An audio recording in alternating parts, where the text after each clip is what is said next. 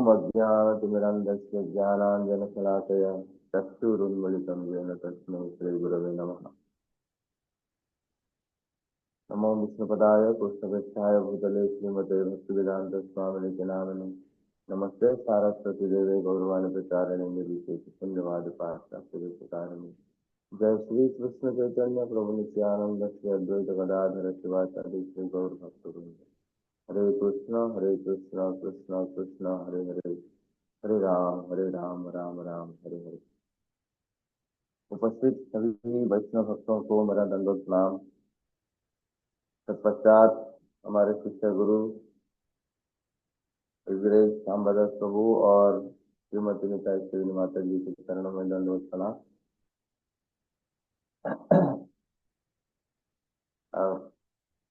हमारा एक सीरीज चल रहा है, एज यू नो, शिक्षा शतकम का। हमने पहला श्लोक के ऊपर कुछ चर्चा कर रहे हैं। तो गंभीरा में जो 12 साल श्रीमंत चैतन्य महाप्रभु ने इस दिव्य उन्माद को प्रकट करते हुए कि शिक्षा शतकम का 8 श्लोकों को उन्होंने आस्वादन किया था। उनमें से पहला श्लोक है चेतो दर्पण मार्जनम भव महादावाग्नि निर्वापणम श्रेयः कैरव चंद्रिका वितरणम विद्यावधि जीवनम आनंद अम्बुदिवर्धनम प्रतिपदम पूर्णामृत आस्वादनम सर्वात्म स्नपनम परम विजयते श्री कृष्ण संकीर्तनम। तो उसका अभी हम पृष्ठभूमि के ऊपर है कि क्यों श्री चैतन्य महाप्रभु अचानक श्री कृष्ण संकीर्तन के ऊपर जोर देते हुए अपने ही अंतरंग पार्षद रामानंद राय, श्री रामानंद राय और स्वरूप दामोदर गोस्वामी को कहते हैं। तो उसमें हमने चर्चा किया था कि श्री चैतन्य महाप्रभु का दिव्य उन्माद प्रकट हुआ था जब उन्होंने श्री अद्वैत आचार्य से क्रिस्टिक मैसेज रिसीव किया था कि आपका अभी समय आ चुका है, आप अपना जो अंतरंगा भाव है इसको प्रकट कीजिए। जो बहिरंगा भाव है, बहिरंगा जो कारण है नाम संकीर्तन का प्रचार, वो हो चुका है। तो उसमें जो भगवान श्री चैतन्य महाप्रभु का दिव्य उन्माद प्रकट हो रहा था उसमें बहुत सारा कारण है। उसमें एक महाभाव है जो जिसको हम मोहनास्त्र महाभाव करके कहते हैं। वो खास करके श्रीमती राधा रानी के साथ संबंधित है। ये मोहनास्त्र महाभाव दूसरा कोई प्रकट नहीं कर सकता। It is 100% reserved for Shrimati Radha Rani, जिसको श्री चैतन्य महाप्रभु अनुभव कर रहे थे। जब चैतन्य महाप्रभु इस मोहनास्त्र महाभाव को अनुभव कर रहे थे, उनके शरीर में दिव्य उन्माद प्रकट हो रहा था और इसके लिए वो बाउला थे, मतलब मैडली, मतलब अपने आप के ऊपर नियंत्रण खो बैठे थे, इसलिए जैसे पागल प्राय बड़बड़ाते रहते। तो जब उन्होंने देखा कि ये जो भौतिक संसार है, इस संसार में बहुत सारा दुख नजर आ रहा है उनको, क्योंकि श्रीमती राधा रानी भगवान कृष्ण के विरह में इस संसार में ओनली दुख नजर आ रहा था उनको, और एजुकेटेड नजर आ रहा था, विचलित नजर आ रहा था। तो वो विचलित तो द्वापर युग में नजर आ रहा था। भगवान श्री चैतन्य महाप्रभु तो कलयुग में है, तो उसका क्या संबंध है? इसीलिए जो बड़े बड़े आचार्य हैं वो टीका टिप्पणी करते हैं कि कलयुग में कुछ कम दुख नहीं है, जिसको श्री चैतन्य महाप्रभु देख रहे थे। उसमें हमने एक श्लोक हमने चर्चा किया था, निर्विर्जा पृथ्वी निरौषधि रसा, पृथ्वी वीरहीन हो चुका है, जो औषधि गुण है वृक्षों में नहीं रहा है, नीचा महत्वम गता, जो बड़े बड़े लोग हैं वो नीच वृत्ति को प्राप्त कर चुके हैं। भूपाला निज कर्म धर्म रही था, जो भूपाला जो राजा है अपना कर्म और धर्म से विच्युत हो चुके हैं। विप्राहा कुमार्गे गताहा, जो वैष्णव है, जो ब्राह्मण है, अपना मार्ग से भ्रमित हो चुके हैं। भार्या भरतूर विरोधिनी पररता, भार्या और भर्ता, स्वामी और स्त्री के बीच में कोई संबंध, दिव्य संबंध नहीं रहा है, अपने आप का दुश्मन बन चुके हैं। पररता कि भार्या दूसरे स्वामी को और स्वामी दूसरे स्त्री को चाहता है। पुत्रा पितुर्द्वेषिनो, पिता और पुत्र के अंदर द्वेष प्रकट हो चुका है। हाँ, कष्टम कलुवर्तते कलयुगे, ऐसा कष्ट श्री चैतन्य महाप्रभु कलयुग में देख रहे थे। धन्या नराजेन्द्रता, सुखी कौन है? जो मर गया है, जो शरीर त्याग कर चुका है। तो इसको श्री चैतन्य महाप्रभु अनुभव कर रहे थे। और क्या अनुभव कर रहे थे? परान्नेन मुखम दग्धम, हस्तौ दग्धो परिग्रहात्, परस्त्रीभिर्मनोदग्धम कुतश्चाप कलियुगे। ये कलयुग में क्या हो रहा है? बहुत सारा दुख ही दुख श्री चैतन्य महाप्रभु को नजर आ रहा था, जिसको चलते हुए भगवान श्री चैतन्य महाप्रभु को कोई क्या नाम है कोई होप नहीं आ रहा था। तो परान्नेन मुखम दग्धम, कहा कुछ भी खा लेते हैं, दूसरों की पॉल्यूटेड चीज खा खा के हमारा मनस्थिति भी पॉल्यूट हो चुका है, कलुषित हो चुका है। हम देखते हैं आजकल जो है खाने का कोई विचार ही नहीं रहा है। सुअर के जैसा कुछ भी खाते हैं लोग। अपने घर में बनाने के लिए शर्म आता है, अपने घर में भी जो बनता है उसको रुचि नहीं आती। बाहर खाने में लोग शौक रखते हैं और मल त्याग घर में करते हैं। पिछले जमाने में हम घर में खाते थे और बाहर मल त्याग करते थे। आज जमाना उल्टा हो चुका है। इसको श्री चैतन्य महाप्रभु देख रहे हैं। परान्नेन मुखम दग्धम, हस्तौ दग्धो परिग्रहात्, हस्त दग्धो परिग्रहात्, मतलब their hands are polluted by accepting money and gifts from impure sources। हमारे हाथ जो है पलित हो चुका है, क्योंकि हम कलुषित जगह से दान लेते हैं, धर्म लेते हैं और कर्म लेते हैं, और कलुषित कलुषित हाथ से हम उपहार ग्रहण करते हैं और दान ग्रहण करते हैं। पर स्त्री मनोदग्धम,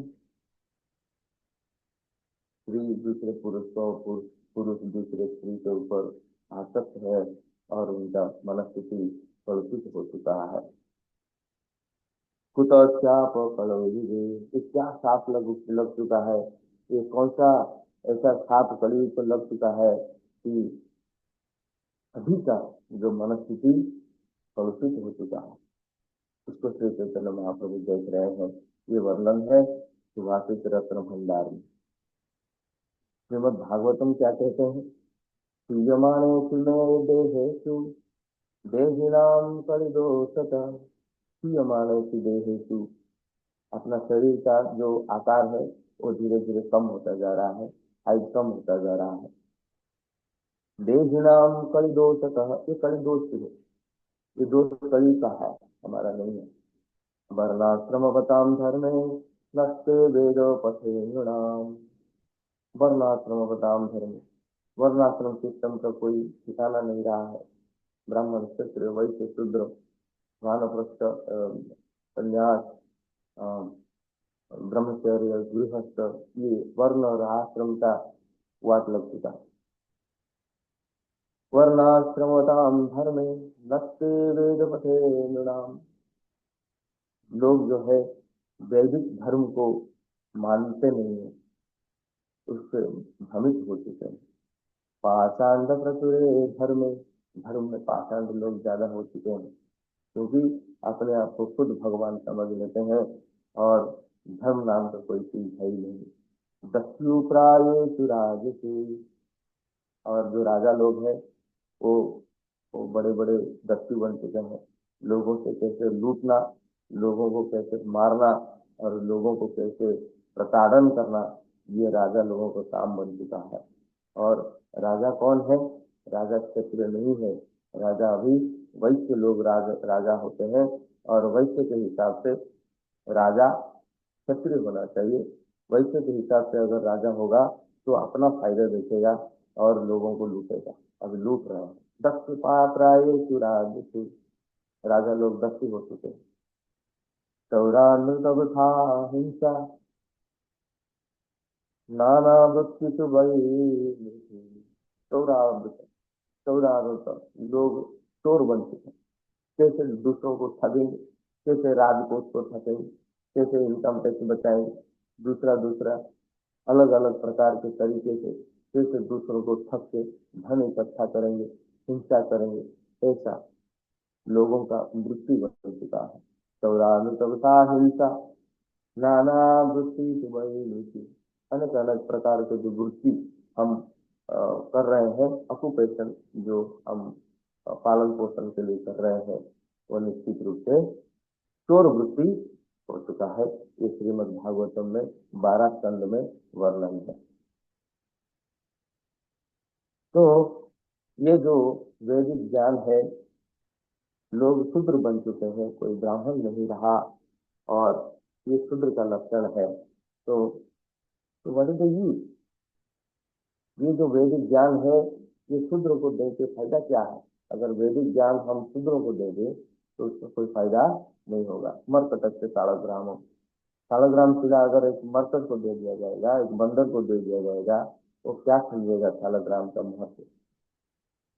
बस कृष्ण said in भगवद गीता, यदा यदा हि धर्मस्य ग्लानिर्भवति भारत अभ्युत्थानम् अधर्मस्य तदात्मानं सृजाम्यहम्। तो भगवान कहते हैं कि जब जब धर्म का ग्लानि होता है, मैं इस धरातल पर अवतरित होता हूँ। तो श्री चैतन्य महाप्रभु इसको एक आशा के किरण के रूप में लेते हैं कि मैंने ही खुद बोला था कि जब जब धर्म का ग्लानि होगा, मैं खुद इस भौतिक संसार में अवतरित होगा। लेकिन कलयुग में तो लीलावतार नहीं है। कलियुगे लीलावतार ना करे भगवान, अतएव त्रियुग परितारण। कलयुग में भगवान का लीलावतार नहीं है। ये चैतन्य चरितामृत 6.99 में वर्णन है। कलियुगे लीलावतार ना करे भगवान, भगवान लीलावतार नहीं है कलियुग में। अतएव त्रियुग परितारण, भगवान को त्रियुग कहा जाता है। नहीं तो चतुर्युग कहा जाता था, भगवान को त्रियुग कहा जाता है, क्योंकि सत्य त्रेता द्वापर में ही भगवान का लीलावतार होता है, कलयुग में नहीं होता। In this age actually there is no Leela of the Supreme Personality of Godhead. Therefore, it is known as Viju, the Lord who appears only in this previous युग। इन युग में ही भगवान लीलावतार करते हैं। हमारा कंडीशन ये जो कलयुग में हो चुका है, ये बहुत हेल्पलेस है, ऑर्फन कंडीशन है, क्योंकि हमारे ऊपर कोई माई बाप नहीं है। ये श्री चैतन्य महाप्रभु अनुभव कर रहे थे कि ये कलयुग का लोगों का क्या होगा। Who will save the people of this कलयुग? कौन इस कलयुग का लोगों को रक्षा करेगा? चैतन्य महाप्रभु का जो आसन्न अवतार है, ये राधा रानी का प्रेम आस्वादन करने के लिए है, हमको उद्धार करने के लिए नहीं। तो चैतन्य महाप्रभु चिंता करते हैं कि ये कलयुग लोगों के लिए क्या होप है, क्या क्या उनके पास साधन है जो इस कलुषित मनोवृत्ति से वो लोग बाहर आ सके। तो श्री चैतन्य महाप्रभु ये मनस्थिति को लेते हुए श्रीमती राधा रानी एक सोल्यूशन निकालते हैं। श्रीमती राधा रानी का मूड में श्री चैतन्य महाप्रभु एक सोल्यूशन निकालते हैं। क्या सोल्यूशन है? ये चैतन्य चरितामृत आदि लीला 17.21 में है। हरेर नाम एव केवलम, कलौ नास्त्यैव गतिरन्यथा। तो ये सारे जो कलयुग के लोगों को जो हेल्पलेस कंडीशन है, ये सारे चीज को अनुभव करते हुए श्री चैतन्य महाप्रभु एक सोल्यूशन निकालते हैं कि हरे नाम एव प्रबलम। नो कर्मयोग, नो ज्ञान योग, no ashtanga yoga, only holy name, only holy name, only holy name can save us from this material world. Shri Chaitanya Mahaprabhu इसलिए जैसे ही ये लोग, जैसे ये दिव्य उन्माद उनको स्मरण आता है कि हरिनाम ही इस कलयुग के लोगों के लिए एक संसाधन है जो कि ये भौतिक कलमश से उनको निकाला जा सके, तब श्री चैतन्य महाप्रभु बहुत आनंदित हो जाते हैं। हर्षे प्रभु कहे न सुनो स्वरूप रामारा, नाम संकीर्तन करो परम उपाय। इसलिए श्री चैतन्य महाप्रभु मैड एंड ब्लाबरिंग, बड़बड़ाते हुए, पागल प्राय होते हुए, हर्ष में बहुत आनंदित होते हुए श्री चैतन्य महाप्रभु ये चीज स्वरूप रामानंद राय, स्वरूप दामोदर गोस्वामी और रामानंद राय को गंभीरा में कहते हैं। तो गंभीरा में जो पागल प्राय होके अचानक श्री चैतन्य महाप्रभु रात को 12 बजे उठ के जब बोलते हैं ये चीज, तो उसका अर्थ ये है कि कलयुग का जो लोगों का जो प्रिकारियस कंडीशन है, जो हेल्पलेस कंडीशन है, जो ऑर्फेनिक कंडीशन है, उसको श्री चैतन्य महाप्रभु देखे और उसके लिए सोल्यूशन निकाला कि हरिनाम ही एकमात्र उपाय है, क्योंकि कलयुग में भगवान लीला अवतार नहीं करने वाले। तो कलयुग में नाम रूपे कृष्ण होता है, भगवान कृष्ण नाम के रूप में कलयुग में अवतरित है, उनका कोई अवतार नहीं। तो इसलिए श्री चैतन्य महाप्रभु बहुत खुश हुए और पागल प्राय बड़बड़ाने लगे कि नाम संकीर्तन करो परमोपाय। ये था भगवान श्री चैतन्य महाप्रभु का अंतरंगा भाव, अंदर की भाव, जिसको वो प्रकट कर रहे थे। हरे कृष्ण।